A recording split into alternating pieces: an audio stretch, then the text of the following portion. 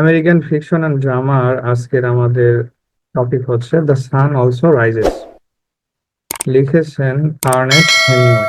তো লেখক সম্পর্কে কিছু জেনে নিই। No one can get the idea of his writings without studying the life of Hemingway. যে হেমিংওয়ের জীবন স্টাডি করা ব্যতীত কেউ তার যে রাইটিং গুলো সম্পর্কে আইডিয়া দিতে পারবে না। অর্থাৎ রাইটিং গুলো ধারণা পেতে হলে প্রথমে আগে হেমিংওয়ের লাইফ সম্পর্কে জানতে হবে। His life and writing are interrelated. তার রাইটিং এবং তার জীবন ইন্টাররিলেটেড, একে অপরের সাথে সম্পর্কিত। Most of the elements of his writing are from his personal experience. তার লেখার বেশিরভাগ এলিমেন্টস গুলোই তার ব্যক্তিগত জীবনের অভিজ্ঞতা থেকে নেওয়া হয়েছে। He had a colorful life. তার জীবন ছিল খুবই রঙিন আর কি, আনন্দ বিনোদনের মাধ্যম দিয়ে জীবন অতিবাহিত করেছেন। আর তার লাইফের যে বিশেষ বিশেষ কার্যক্রম সেগুলো আমরা একটু জেনে নিই। The literary legend of 20th century. তিনি ছিলেন 20th সেঞ্চুরির একজন সাহিত্যিক legend. An ambulance driver in the first world war. প্রথম বিশ্বযুদ্ধের সময় তিনি একজন অ্যাম্বুলেন্স ড্রাইভার ছিলেন। A deep sea fisherman. তিনি একজন সমুদ্রে যাত্রা করে মাছ ধরতেন বা জেলে ছিলেন।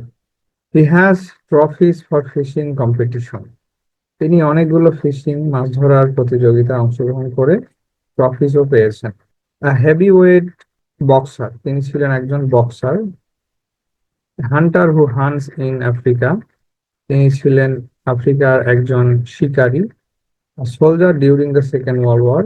এবং দ্বিতীয় বিশ্বযুদ্ধের সময় তিনি একজন সৈনিক ছিলেন। An excellent shooter. তিনি ছিলেন একজন খুবই দক্ষ শুটার। Brilliant columnist. তিনি ছিলেন একজন খুবই দক্ষ কলামনিস্ট।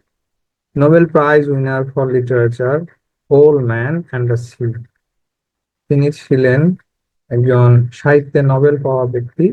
আর বিশেষ করে old man and the sea হবে আসলে। এই বইটির জন্য তিনি সাহিত্যে নোবেল পুরস্কার পেয়েছেন। An affectionate father. এবং তিনি ছিলেন একজন স্নেহশীল পিতা। He received the Nobel Prize for Literature in 1954 for The Old Man and the Sea. তিনি 1954 সালে the old man and the sea এই বইটির জন্য সাহিত্যে নোবেল পুরস্কার পেয়েছেন। Why did he shoot himself? এই যে লেখক আমাদের হেমিংওয়ে, তিনি নিজেকে শুট করে আত্মহত্যা করেছিলেন। তার কারণ কি ছিল? ইন ওল্ড এজ, শেষ বয়সে এসে বা বৃদ্ধকালে, there was some financial and physical complexity crisis in his life. তার জীবনে যেই অর্থনৈতিক এবং ফিজিক্যাল ক্রাইসিস হয়েছিল। He always wanted to live by his own support. তিনি তার নিজের সাপোর্টেই জীবন পরিচালিত বা অতিবাহিত করতে চাইতেন, অর্থাৎ নিজে আয় করবেন এবং নিজেই নিজের ইচ্ছা মতো চলবেন। When people suggested he retire from writing, যখন লোকেরা তাকে তার যেই সাহিত্যিক জীবন সেখান থেকে রিটায়ার হতে বলেছিল, হি replied, how could a writer retire? তিনি এর প্রতি উত্তরে বলেছিলেন যে একজন লেখক কি করে অবসর নেয়। কথাটা কিন্তু হেভি তাৎপর্যপূর্ণ, যে একজন লেখক কি করে অবসর নেয়। সে যতদিন বেঁচে থাকবে সে লিখতেই থাকবে, এখানে অবসরের কিছু নেই। He had been an outdoor man all his life. তিনি তার পুরো জীবন জুড়েই ছিলেন একজন আউটডোর ম্যান, যিনি সবসময় আউটিং করতে পছন্দ করতেন, বাইরে ঘোরাফেরা করা, আড্ডা দেওয়া, এক স্থান থেকে অন্য স্থানে যাওয়া। এই life means friend, liquor, women, sports and adventure to him. আর তার কাছে জীবন বলতেই বন্ধু বান্ধব, লিকার, উইমেন, স্পোর্টস এবং অ্যাডভেঞ্চার যে জার্নি গুলো ছিল সেগুলোই তার কাছে ছিল। In 1961, he shot himself and put an end to his colorful life. আর 1961 সালে গিয়ে তিনি নিজেকে শুট করে তিনি তার এই কালারফুল জীবনের সমাপ্তি ঘটিয়েছিলেন। ক্যারেক্টার গুলো জেনে নিই। Jake Barnes. He is the narrator and protagonist of the novel. তিনি হচ্ছেন এই গল্পের ন্যারেটর, প্রোটাগনিস্ট, প্রধান চরিত্র। He is an American soldier who took part in the first world war and lost a valuable part of his body. তিনি ছিলেন একজন American সৈনিক যিনি ফার্স্ট ওয়ার্ল্ড ওয়ারে অংশগ্রহণ করেছিলেন এবং সেই যুদ্ধ চলাকালীন সময়ে তার শরীরের একটি গুরুত্বপূর্ণ অঙ্গ তিনি হারিয়ে ফেলেছিলেন। Now he is working as a journalist. আর এই পরবর্তী সময়ে তিনি জার্নালিস্ট হিসেবে কাজ করতেন বা জীবন অতিবাহিত করতেন। He and his friend enjoy drinking parties and outings. তিনি এবং তার বন্ধুরা মিলে এই ড্রিঙ্কিং পার্টিস এগুলোর মধ্য দিয়ে জীবন কাটাতেন, আনন্দ উপভোগের মাধ্যম দিয়ে জীবন কাটাতেন। He loves a girl but does not get close to her due to his physical ইনঅ্যাবিলিটি।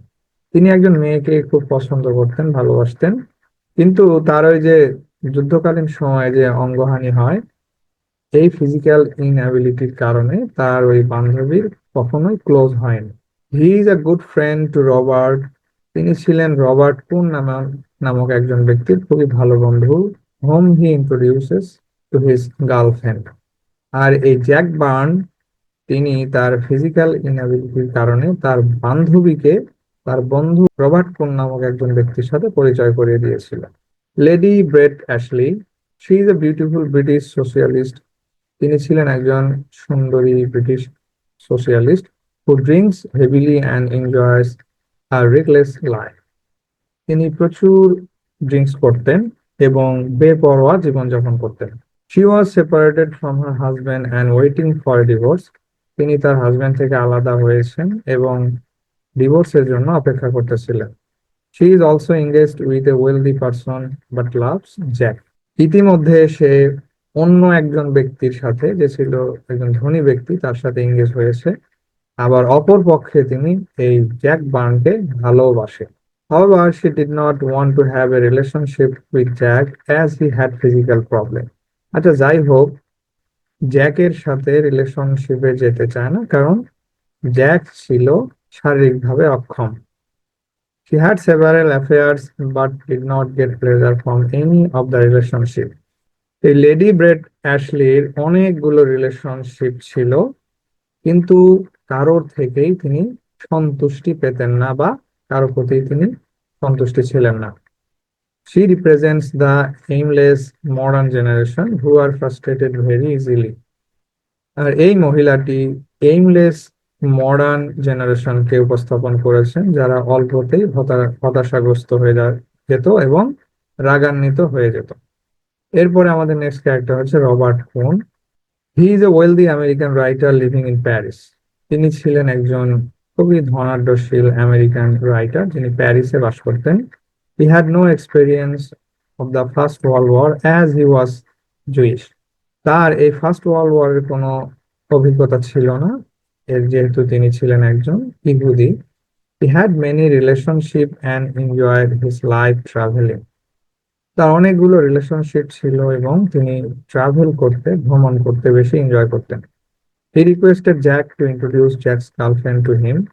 আর মানে রবার্ট ক্লুনি জ্যাককে অনুরোধ করেছিল যেন তার গার্লফ্রেন্ড লেডি ব্রেট অ্যাশলির সাথে পরিচয় করিয়ে দেয়।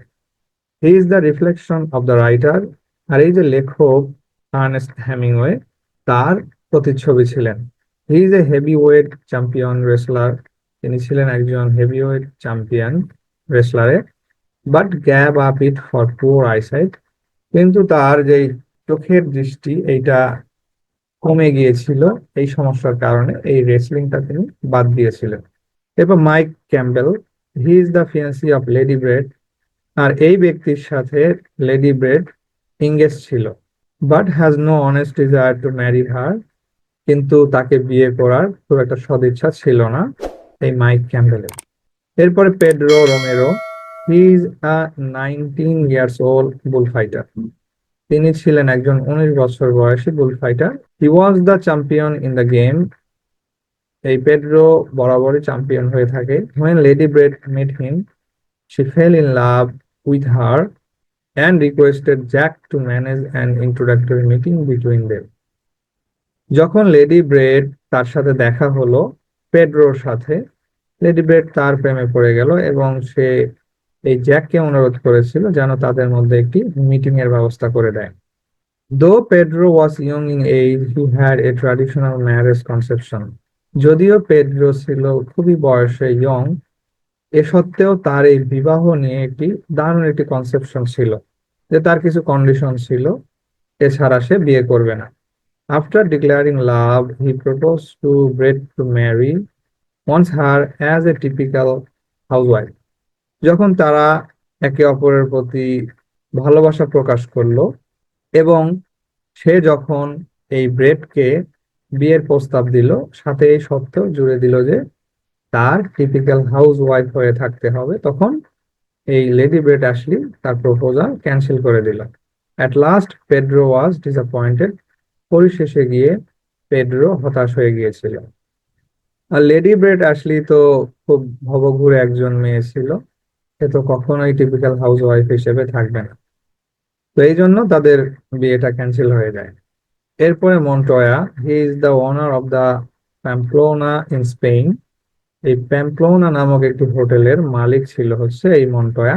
হি লাইকস জ্যাক, সে জ্যাককে পছন্দ করত। He love Pedro and wanted to protect him from the bad influence of tourist. আর এই মন্টয়া পেড্রোকে খুবই পছন্দ করত, ভালোবাসতো, এবং সে সকল ধরনের যারা ট্যুরিস্ট আসতো তাদের যে প্রভাব, ইনফ্লুয়েন্স থেকে পেড্রোকে রক্ষা করার জন্য সচেষ্ট থাকতো। Frances Cline, she is the girlfriend of Robert. সে হচ্ছে রবার্ট কোহেনের girlfriend. Once she was a whore and wanted to extort money from Robert. কোন এক সময় এই ফ্রান্সিস ক্লাইন ছিল একজন হোর, যেটা বাংলা ভাষায় পতিতা বলে, দেহ ব্যবসায় জড়িত ছিল। কোন এক সময় এই মহিলা এই যে আমাদের রবার্ট কোন এর কাছ থেকে টাকা, তাকে ফাঁদে ফেলে টাকা হাতিয়ে নেওয়ার চেষ্টা করেছিল।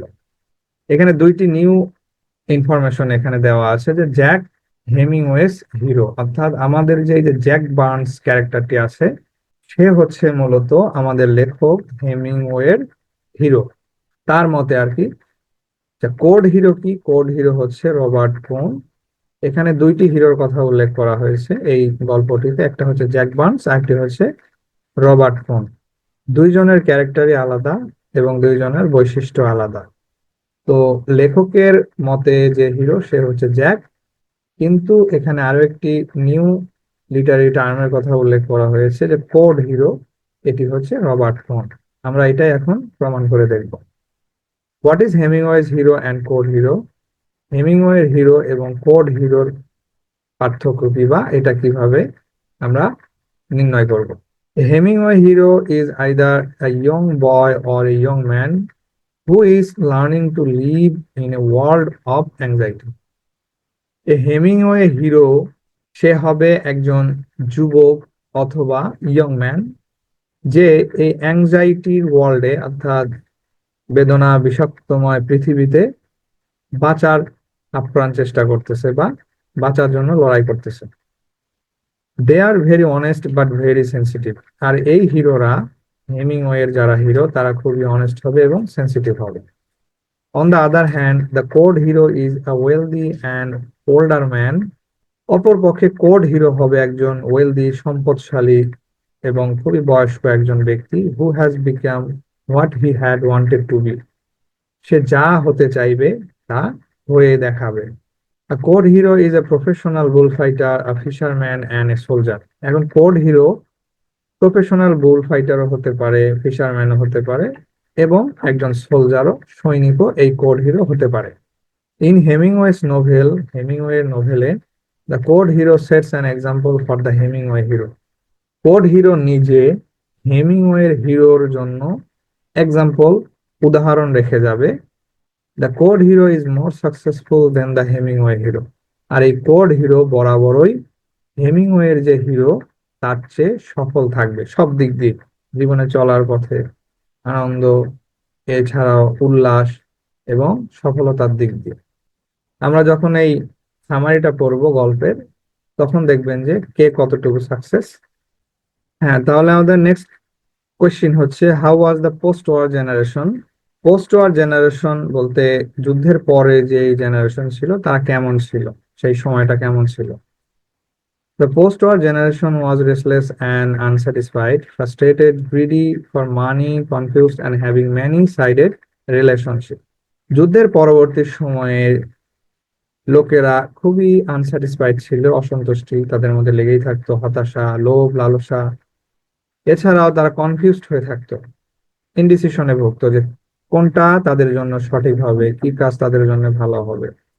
And having many sided relationship, এবং তারা অনেক ধরনের রিলেশনে জড়িয়ে থাকতো, ঘরে বাইরে, বন্ধু, গার্লফ্রেন্ড, যেখানেই যেত কোনো না কোনো রিলেশনে জড়িয়ে পড়তো। যেমনটা আমরা আগে দেখলাম, একজনের ওয়াইফ ডিভোর্স হয় নাই, অন্য একজনকে ভালোবাসে, অন্য একজনের সাথে এঙ্গেজ হয়েছে, আবার আরেকজনকে পছন্দ করে। Robert Cohn is a wealthy and established writer. Robert Cohn ছিলেন একজন খুবই সম্পদশালী, একজন established writer. He enjoyed his life by having affairs with many women. তিনি অনেক মহিলাদের সাথে অ্যাফেয়ার করে তার জীবন খুব আনন্দেই কাটাতেন। But that affairs were not stable. কিন্তু এই যে অ্যাফেয়ার গুলো সে করতো, এটা কোনোটাই দীর্ঘস্থায়ী ছিল না। Frequently he shifted from one affair to another. সে লাগাতার একজনের থেকে অন্যর প্রতি তার মাইন্ড স্থানান্তর করতো, তার ভালোবাসার কি হতো, বিস্তার ঘটাতো। The post war generation got frustrated very easily. আর পোস্ট ওয়ার জেনারেশন, ওই সময়ের লোকেরা, তারা খুব সহজেই হতাশ হয়ে পড়তো। Lady Ashley was divorced, she was engaged to a wealthy person. দেখেন, লেডি অ্যাশলে, সে অলরেডি ডিভোর্স হচ্ছে, আবার একজনের সাথে এনগেজ হয়ে আছে যে ছিল খুবই ধনাঢ্যশীল ব্যক্তি। But had a date with Robert Cohn, আবার অপর পক্ষে গিয়ে রবার্ট কোন নামক ব্যক্তির সাথে আবার ডেট করতেছে। She was restless in her relationship and last frustrated about everyone except Jack বাজ। এই যে আমাদের লেডি ব্রেট অ্যাশলে, তিনি ছিলেন মানে অস্থির তার জীবনযাপনে, এবং তার রিলেশনশিপেও কখনো তিনি স্থায়ী হয়নি, এবং পরিশেষে গিয়ে তিনি সকলের প্রতি হতাশ হয়ে পড়তো। মানে কাউকে এসে আপন করে নিতে পারতো না, কেবল শুধুমাত্র জ্যাকের প্রতি তার একটু আলাদা পছন্দ থাকতো। যে সে, যদিও সে জানতো যে জ্যাক ফিজিক্যালি মানে অক্ষম, তারপরেও তিনি মানে এই মেয়েটা জ্যাককেই পছন্দ করতো, কারণ ওর কাছ থেকে তো ক্ষতি হওয়ার কোনো আশঙ্কা নেই।